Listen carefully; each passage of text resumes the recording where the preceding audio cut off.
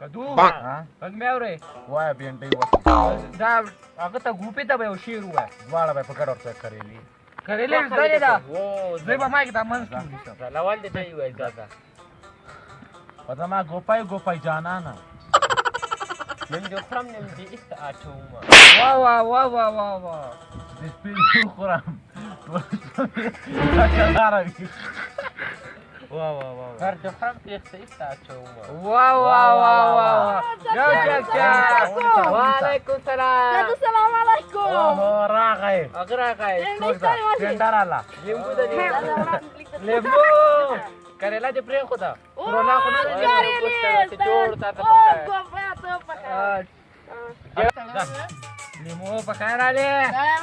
یاره څه خوراک برابر څه بینډۍ او کریلا او دا کدو دا لیمبو پاچولی یاره نه یاره زبردست خوند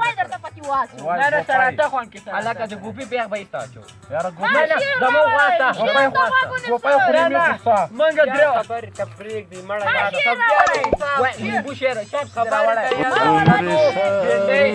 ګوپای کریلا ګوپې ته وای ما ګوپای جانانا ګودر تر اتره سم په منګي کې پراټې راوړي وای وای وای وای وای وای وای وای ما درا تو ته یو شعر جوړم ته غلای ناس ما ته ځه دا ورکه ګوپی ته ورکه ګوپای شعر راوړی لیمو پاړو ما دا لیمبو پسې لیمبو پسې وای وای غچ اخلي غچ واه غچ دیوالي وای وای زما لیمبو جانانا آها. چې په ترکاري کې وانه واچوم خوند به ترش کوي ولا زارا کوله زارا کوله څوک شي ولا زدر تو نو زموږ سیمګانو کې خدا قرار ته نمبر به نمبر کنه تاسو خو به نه یا الله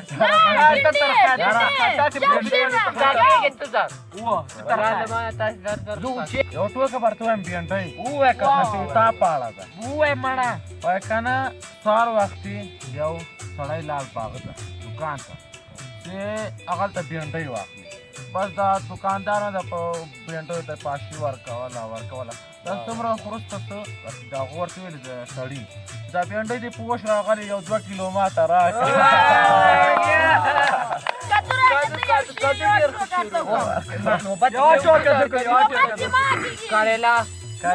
کریلا بس وای چاپ سی وای شیر نه ټوکا شیر نه دا ټول سی وای چې بدل کې کاتو راځي یا کله می سر ډیر غټ وای کدو ها ګولې خوړلې وا د سر خو کې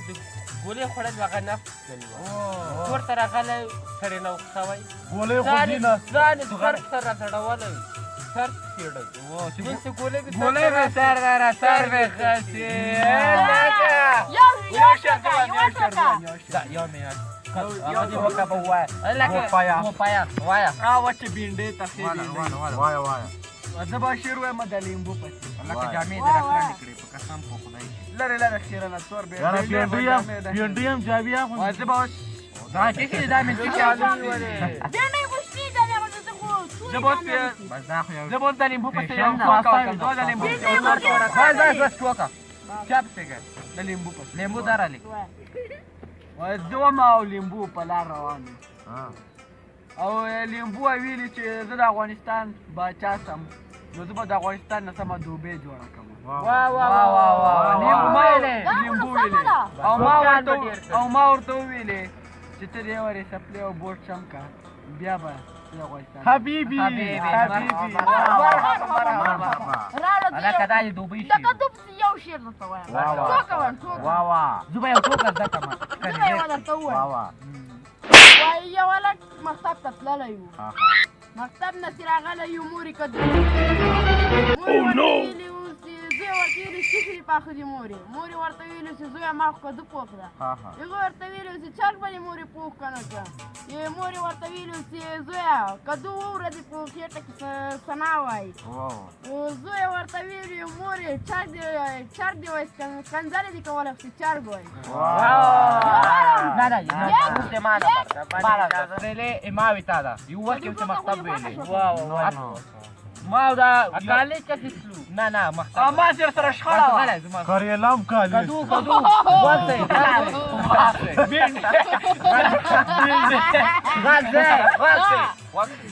یاره ما دا روانو کنه غره چوپ دی وای یو ورځ ما ته کور کې روپۍ را نه کړې مکتب لپاره بینډۍ ته روپۍ نه ورکوي